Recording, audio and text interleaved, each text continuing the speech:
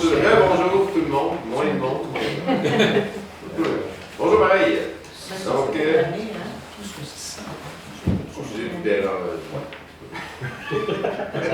Pas grave, je vous aime la séance extraordinaire du Conseil municipal de la municipalité de Saint-Justin tenue le lundi 12 janvier 2026 à l'endroit habituel des délibérations au 1281 route Gérin à 20h. Sont présents Mesdames Guylaine Bellemare, Noémie Bellerive et Messieurs David Dupuis-Lacombe et Olivier Fortin, conseillers sur la présidence de M. Félix Letarte, maire. Pardon. Je tiens à mentionner que Mme Danielle Baron assiste toujours à la séance en visioconférence sur l'ordinateur qui est là, ne pourra pas exercer son droit de vote, mais pourra tout de même participer aux échanges et aux débats. Assiste également à la séance M. Michel C. Cousineau, agissant en titre de directeur général et greffier trésorier par intérim de la séance. Vérification du quorum et ouverture de la séance. Le quorum est atteint, la séance peut être ouverte. Il est proposé par, appuyé par et résolu que la séance soit ouverte à 20h01. Proposé par, oui. Appuyé par, oui. Tout le monde est d'accord? Oui. Merci beaucoup. L'unanimité. Adoption de l'ordre du jour. Vérification du quorum et ouverture de la séance. Adoption de l'ordre du jour. Constat de l'avis de convocation aux membres du Conseil, adoption du budget municipal 2026, adoption du programme triennal d'immobilisation 2026, 2027 et 2028, imposition des taxes et de la tarification 2026, période de questions. Simple mention que les questions posées lors de la séance doivent porter exclusivement sur les sujets discutés sur le budget municipal 2026 et le programme triennal d'immobilisation et toute question relative aux finances de la municipalité. Point 7, levée de la séance. Il est proposé par, appuyé par et résolu que l'ordre du jour soit adopté tel que rédigé. Proposé par, oui. Appuyé par, Oui. Tout le monde est d'accord? Oui. Adopté à l'unanimité, merci beaucoup.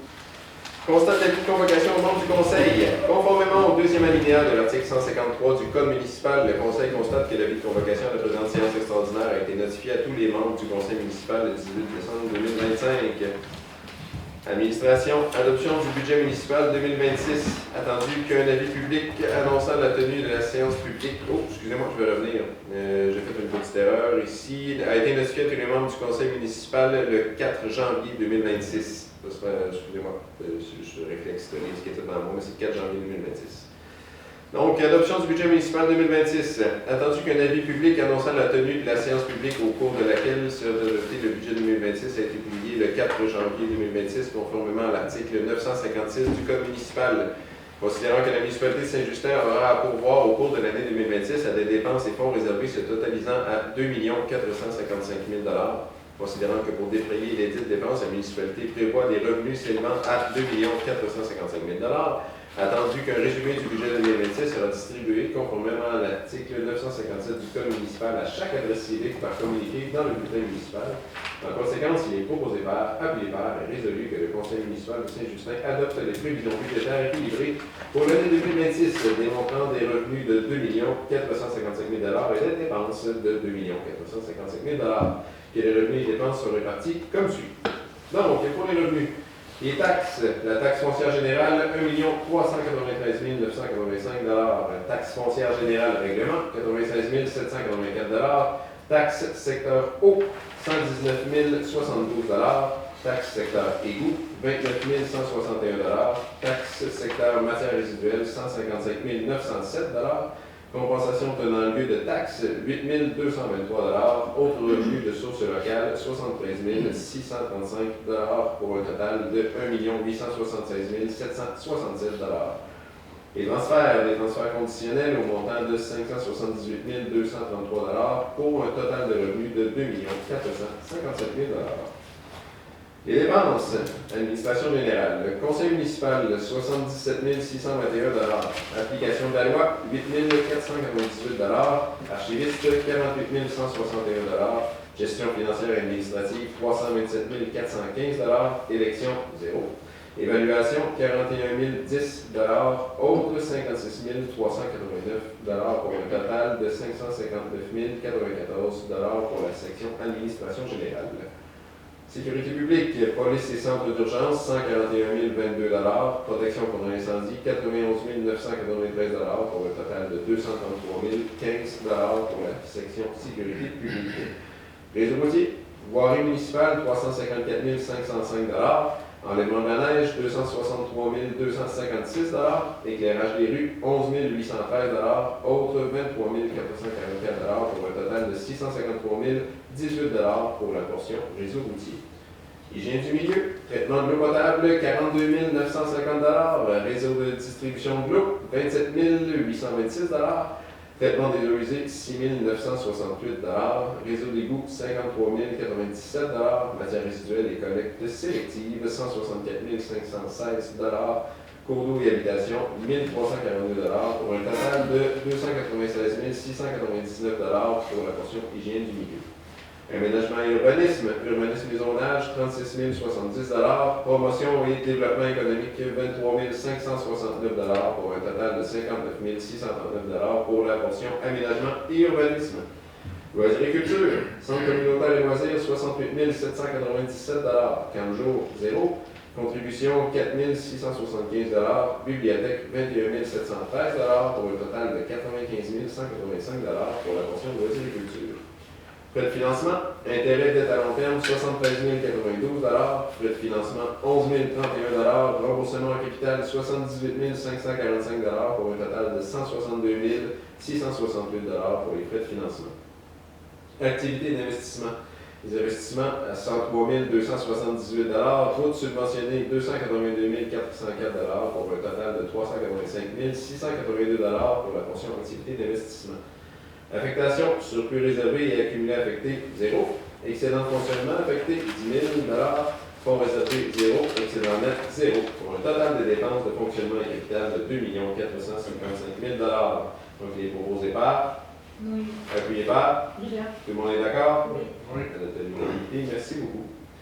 Adoption du programme triennal d'immobilisation 2026, 2027 et 2028. Attendu qu'un avis public annonçant la tenue de la séance publique au cours de laquelle serait adopté le programme triennal d'immobilisation 2026, 2027, 2028 a été publié le 4 janvier 2026, conformément à l'article 956 du Code municipal.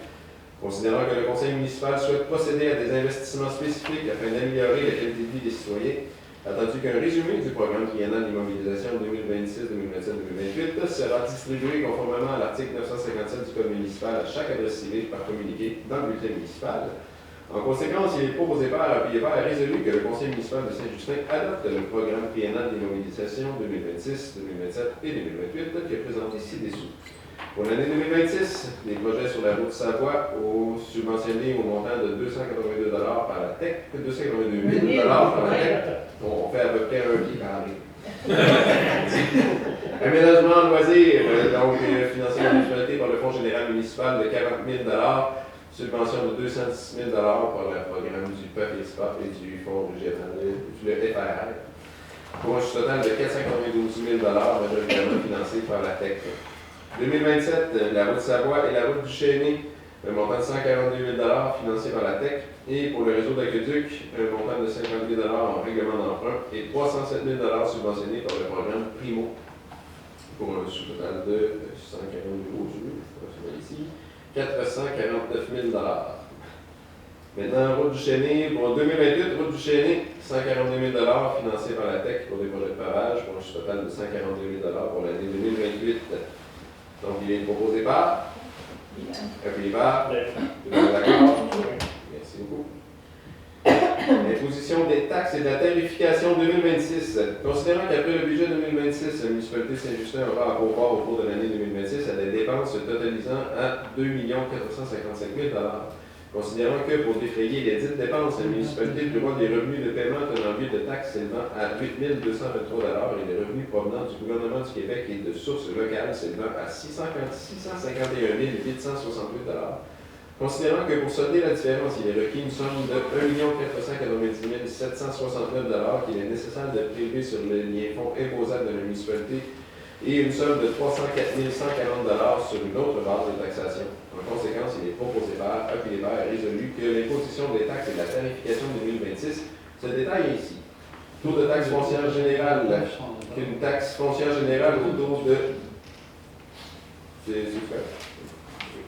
Une taxe foncière générale au taux de 0,5973 du 100 de la valeur portée au rôle d'évaluation est et sera prélevée sur tous les biens-fonds imposables de la municipalité.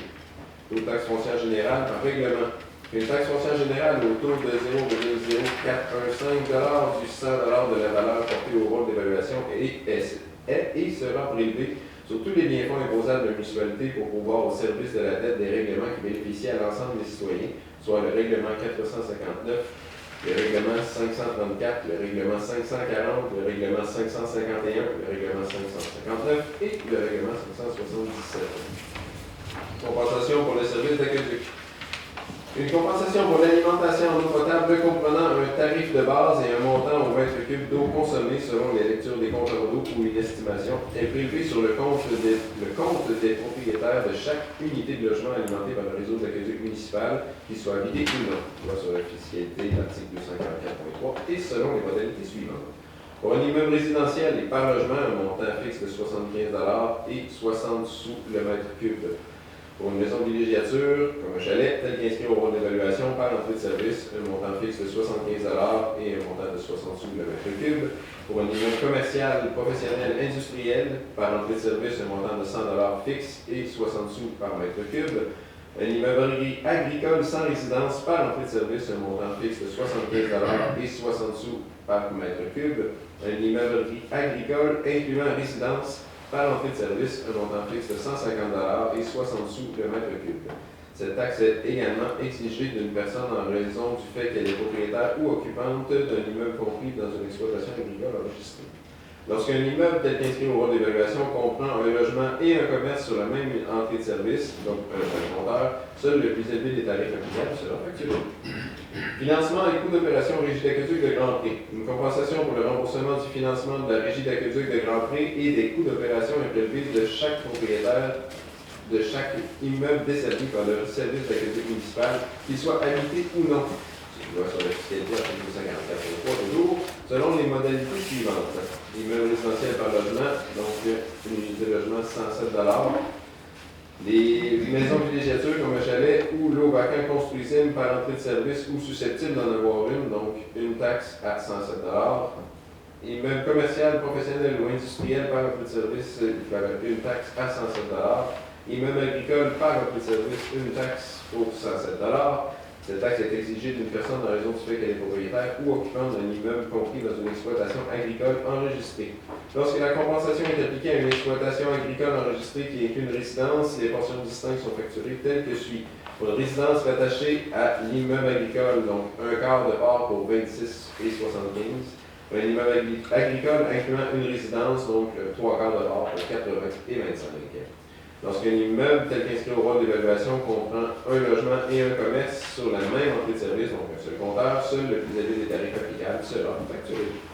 Règlement 534, aqueduc Clément Sud, financé par le FEP, une compensation pour le remboursement du capital et des intérêts de l'emprunt autorisé par le règlement 534 à la charge du secteur du chemin Clément, tel que décrit au dit règlement, est prélevé sur le compte des propriétaires de chaque immeuble, qu'il soit habité ou non, donc toujours selon la loi sur la fiscalité, article 244.3, et selon les modalités suivantes. Pour un immeuble résidentiel et par logement, donc une taxe pour 74 immeuble professionnel commercial, une taxe pour 74 immeuble agricole par entrée de service, une taxe pour 74 un immeuble professionnel commercial rattaché à un immeuble résidentiel, une demi-taxe pour 37 Règlement 551 pour l'aqueduc Clément Nord financé par le Primo. Une compensation pour le remboursement du capital et des intérêts de l'emprunt autorisé par le règlement 551 à la charge du secteur du chemin Clément, tel que décrit au dit règlement, est prélevé sur le compte des propriétaires de chaque immeuble, qu'il soit habité ou non, toujours selon la loi de fiscalité, article 253, et selon les modalités suivantes. Pour un immeuble résidentiel par logement, une taxe à 225 immeuble professionnel commercial, une taxe à 225 immeuble agricole par entrée de service, une taxe à 225 immeuble professionnel commercial rattaché à un immeuble résidentiel, une demi pour 112 et 50. Règlement 565 pour l'aqueduc Grimard, financé par le programme FIMO. Une compensation pour le remboursement du capital et des intérêts de l'emprunt adopté par le règlement 565 à la charge du secteur de la route Grimard, tel que décrit au règlement, est prélevé sur chaque compte des propriétaires de chaque immeuble, qu'il soit habité ou non. toujours selon la loi sur la fiscalité, article 244.3, et selon les modalités suivantes. Pour un immeuble résidentiel par logement, une taxe à 140 immeuble professionnel commercial, une taxe à 140 immeuble agricole par emploi de service, une à 140 et immeuble professionnel commercial rattaché à un immeuble résidentiel, une demi pour 70 j'imagine. Règlement 583, mise aux normes des fosses septiques, une compensation pour le remboursement du capital et des intérêts de l'emprunt autorisé par le règlement 583 est prélevée sur le compte des propriétaires de chaque immeuble visé par le programme de mise aux normes des fosses septiques. Les sommes prélevées sont calculées selon les montants engagés pour les travaux sur chacun des immeubles. La taxation s'effectue dès la première année suivant celle où ont eu lieu les travaux. Compensation pour le service d'égout. Une compensation pour le service d'égout est prélevée sur le compte des propriétaires de chaque immeuble desservi par le service d'égout municipal, qu'il soit habité ou non, selon la loi de la fiscalité, article 244.3, selon les modalités suivantes, le facteur résidentiel étant égal à une unité. Immeuble résidentiel par logement, une taxe à 242 immeuble commercial, professionnel ou industriel, une personne par entrée de service, donc une part 1,25 taxe au montant de 302,50 et immeuble commercial, professionnel ou industriel, deux personnes et plus par entrée de service, donc 1,75 pour un montant de 423,50. Lorsqu'un immeuble tel qu'inscrit au rang d'évaluation comprend un logement et un commerce sur la même entrée de service, seul le plus élevé des tarifs applicables sera facturé. Compensation pour la collecte, le transport et l'enfouissement des matières résiduelles, ainsi que la collecte et le transport des matières recyclables. Une compensation pour la collecte, le transport, l'enfouissement des matières résiduelles et la collecte, le transport des matières recyclables est prévu sur le compte du propriétaire de chaque unité de logement desservi par le service, qu'il soit habité ou non. Toujours selon la loi de la fiscalité, article 244.3, selon les modalités suivantes. Pour un immeuble résidentiel par logement, une taxe à 163 pour une maison de villégiature, tel qu'un chalet, tel qu'inscrit au rôle d'évaluation, une taxe à 163 immeuble résidentiel ou maison de villégiature, tel qu'un chalet pour un bac supplémentaire au seul possible, une taxe à 163 immeuble commercial, professionnel ou industriel, le premier bac, donc une part et un tiers pour 217 immeuble commercial, professionnel ou industriel, de 2 à 5 bacs, tarif par bac supplémentaire, on parle de 163 pour un immeuble agricole de 1 à 10 bacs, tarif par bac, on parle de 163 par bac. Pardon. Compensation pour la collecte et transport des matières organiques, le bac brun. Désolé. OK. Immeuble résidentiel par logement, donc une part pour 108 maison de villégiature tel qu'un chalet, tel qu'inscrit au rôle d'évaluation, une part pour 108 un immeuble commercial, professionnel ou industriel, 1,25 pour 135 Cette taxe est également exigée d'une personne en raison du fait qu'elle est propriétaire ou occupante d'un immeuble compris dans une exploitation agricole enregistrée. Lorsqu'un immeuble tel qu'inscrit au rôle d'évaluation comprend un logement et un commerce, seul le plus élevé des tarifs applicables sera facturé, sauf pour la collecte des matières organiques.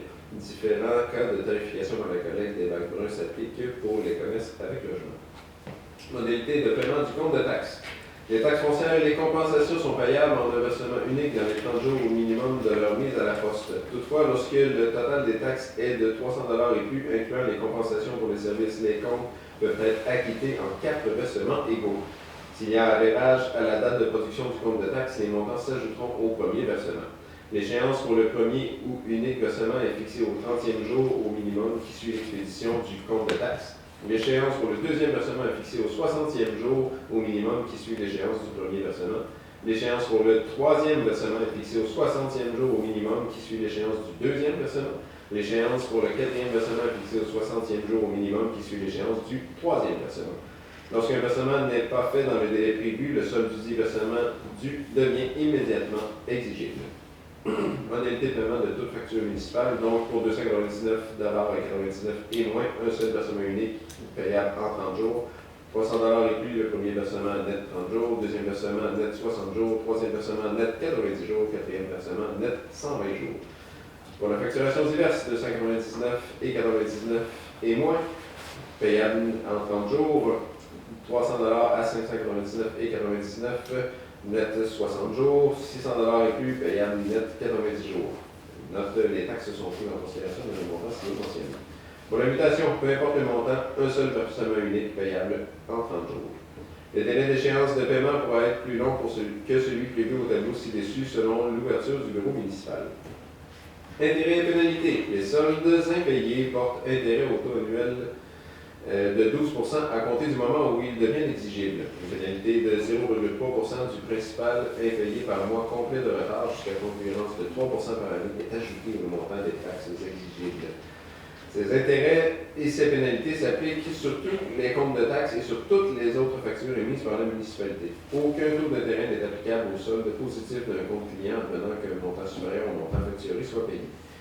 Facturation et remboursement de taxes. Conformément à la loi sur la fiscalité municipale, les modifications apportées à une unité d'évaluation ont effet, entre autres, à compter de la date fixée dans le certificat de l'évaluateur, laquelle ne peut être antérieure à la plus récente parmi les dates suivantes.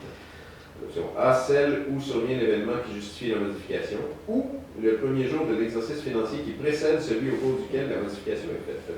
Tout crédit à un compte supérieur à 50 $ sera remboursé par chèque, à moins que le contribuable ait des comptes échus et éveillés, alors le crédit s'appliquera sur ces comptes en souffrance.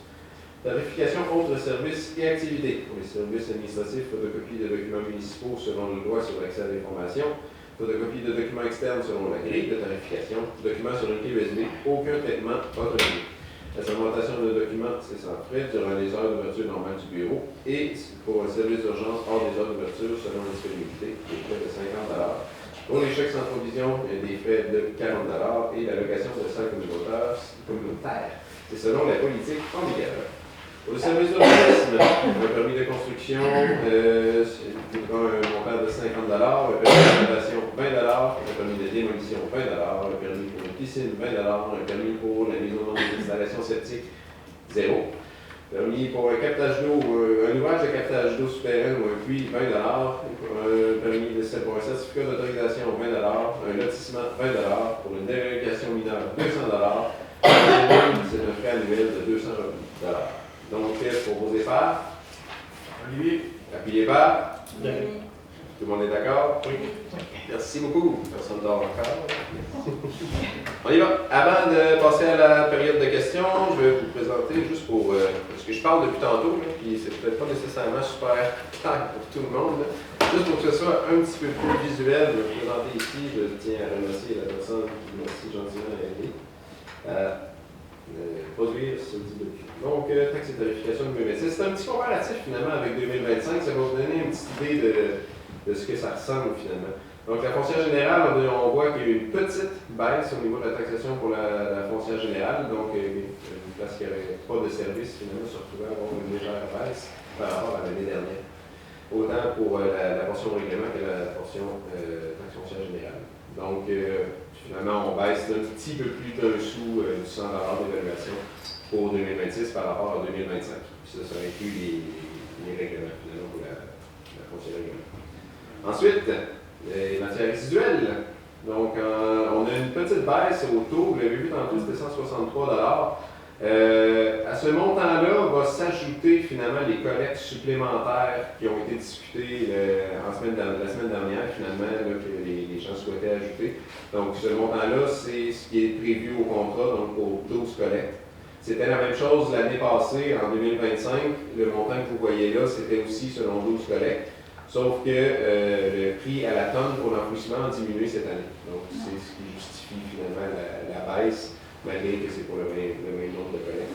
Il y a une augmentation, je dirais, pas très significative pour la collecte du background. Mais donc, il faut garder en tête qu'il va y avoir une facturation pour les collectes supplémentaires au cours de l'année 2026. Ensuite, pour la taxe d'eau, on note une augmentation assez significative. En fait, là, pour ceux qui sont desservis par le réseau de la Régie aquatique des Grands Prix, donc de la municipalité, qui s'explique finalement par le gros manque à gagner qu'on a eu en 2025. Il y a eu énormément de prix, il y a eu énormément de pièces qui ont été achetées pour enflouer l'inventaire pour finalement pallier à ce qu'on n'avait pas en 2025. Voilà pourquoi on a dû augmenter un petit peu le frais, étant donné qu'il fallait quand même se préparer à ce qui s'est passé et aussi combien de manque à gagner pour 2025. Le tarif de base reste le même toutefois. Une augmentation de 1 sou du mètre cube qui a été appliquée pour cette année. Ça, c'est soumis aussi au tarif de la Régie aquatique des Grands Prix qui nous fournit l'eau. Donc, soumis à ça. Pour les goûts, les gens vont quand même être contents, une baisse assez significative. Donc, qui s'explique finalement par des taux perçus qui ont eu lieu sur les années précédentes. Si on projette en fonction de ce qui s'est passé l'année passée, en 2025, si on projette en 2026 une situation qui serait semblable, ben, dans le but de ne pas trop percevoir, alors que dans les années précédentes, il y en a eu beaucoup, c'est ce qui a pu nous permettre de finalement baisser la tarification pour les goûts cette année. Donc, on va le prendre quand ça passe, pour ceux qui sont concernés. Voilà, j'espère que ça clarifie un peu plus les propos que j'ai tenus depuis tantôt. On retourne finalement à la période de questions. Les questions, je répète que les questions posées doivent porter uniquement sur le budget municipal, la période triennale d'immobilisation et les finances de la municipalité. Et de vous nommer avant de poser la question, s'il vous plaît. Donc, période de questions qui débute à 20h25. Est-ce qu'il y a des questions? Bon, moi je m'appelle Monique, je suis à Savoie. J'ai vu que Savoie, en 2026, vous allez, puis en 2027, ça veut dire que vous allez faire un bout en 2026, puis un autre bout en 2027? C'est, ben, le plan triennal, finalement, c'est une espèce de plan de match qu'on se dit. Là. Puis ça, c'est qu'en 2026, il y a des travaux qui sont financés par la TEC au montant de 282 000, si ma mémoire est bonne. Je veux juste revenir. 282 000, oui. Bon, c'est toujours bon. Ouais. Dans le fond, on va aller couvrir le maximum qu'on est capable d'aller chercher avec ce 282 000-là. Si on se rend jusqu'au bout de la route Savoie, c'est bien tant mieux.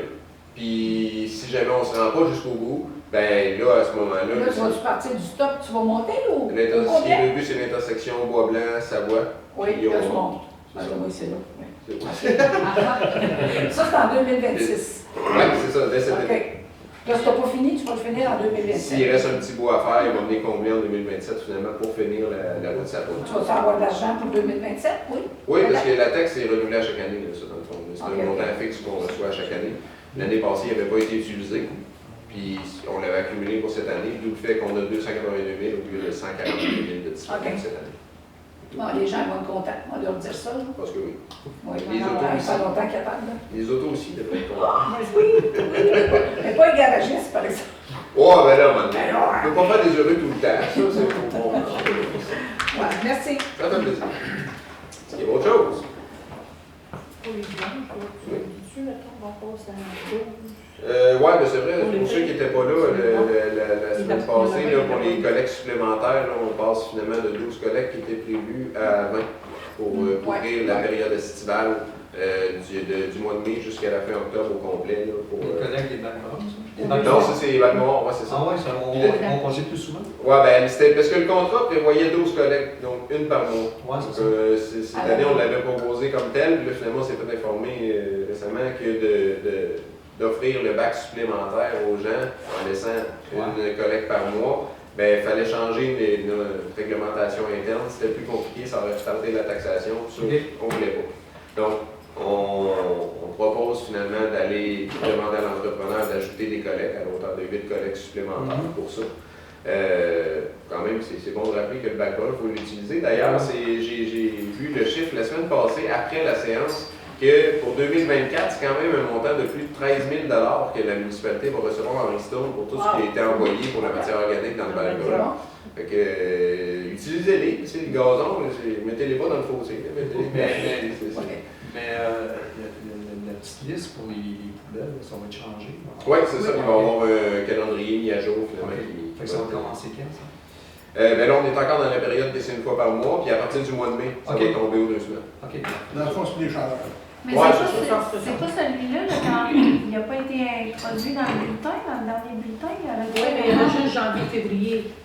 Ah. Vous aviez vu janvier-février? Ben, il avait été mis dans le bulletin au complet. Ouais, Il y avait une correction qui avait été faite, mais parce que c'est normalement, la séance qu'on tient ce soir, on l'aurait tenue mi-décembre. Ça n'a pas éboulé dans le temps. D'accord. C'est vrai, on avait une petite. Ouais, c'est ça. Oui. Avez-vous eu des nouvelles pour la rue Clément? Pour le déboulis qu'il y a eu? Oui, c'est ça. Oui, c'est ça. Ben, dans le fond, les études géotechniques sont faites, vont être pour révision au ministère, puis après ça, une fois qu'ils vont être acceptés, ben là, notre ingénieur va pouvoir procéder aux plans et devis. pour qu'on fasse les travaux. Ça, Mais ça peut passer, ça peut prendre 2 ans encore. J'espère que non. Mais entre-temps, quand même, il y a eu beaucoup de gens qui nous ont donné des commentaires que la surface se maganait rapidement à chaque fois qu'il mouillait. Donc, on va regarder pour au moins apporter une solution. Ne serait-ce que de faire la gravelle, ne serait-ce que de faire juste une petite lisière de pavage là, pour au moins arrêter d'aller là à tous les 15 jours pour en revenir. Là, parce que, ça coûte aussi cher à remettre la gravelle. Ben, c'est des frais, c'est du temps, puis en attendant qu'on aille intervenir, c'est des gens qui peuvent briser leur auto. Fait que, au moins de mettre ça le plus propre possible. Puis, il y a une autre petite affaire, je voulais te demander, tu sais, au coin de la rue, là, Clément. En haut, Ben, je l'ai mis au coin de Clément puis Grimard. Grimard qui est en haut, moi, Non, pas Grimard, J'ai ouais. Tu sais comment c'est fait? Il y a comme un pont, là. Ouais. Quand tu veux tourner à gauche ou absolument. Ouais, c'est ça, c'est un sujet qui est revenu. Puis même, non, mais pourquoi vous ne mettez pas un miroir au bord? Tu sais, là.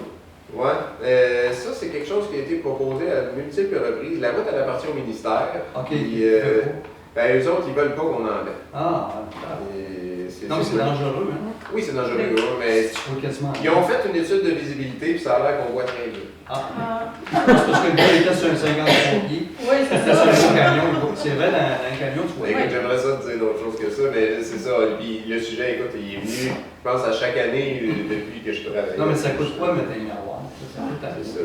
Ça coûte pas assez cher. Ouais, ça ressemble pas mal à ça. Mais, en fait, le fait, c'est qu'au départ, avec le garde-corps qui était là, on voyait déjà pas grand-chose, puis il y a une glissière qui a été ajoutée, donc on voit encore au moins. Ah, Mais, ouais, écoute, on va peut-être réitérer effectivement l'idée du miroir. C'est un couteau à double tranchant, par exemple, parce que souvent, les gens vont avoir tendance à trop se fier sur le miroir. Ouais, puis, c'est ça. il y en a aveuglément, là. C'est peut-être pour ça que c'est pas une solution qui est souvent acceptée, là, parce que c'est ça. Mais ils ont une solution, ils voient bien, tu sais. Ils ont une belle vision, ça. Ouais, oui, ben, il faudra leur demander comment ils font. C'est ça. Peut-être pas. Mais un auto, tu vois pas bien. Ben, les autres, ils disent que oui, je suis. Ah. Le problème, c'est peut-être. Non, mais blague à part, je pense qu'ils ont fait 2 ou 3 études de visibilité.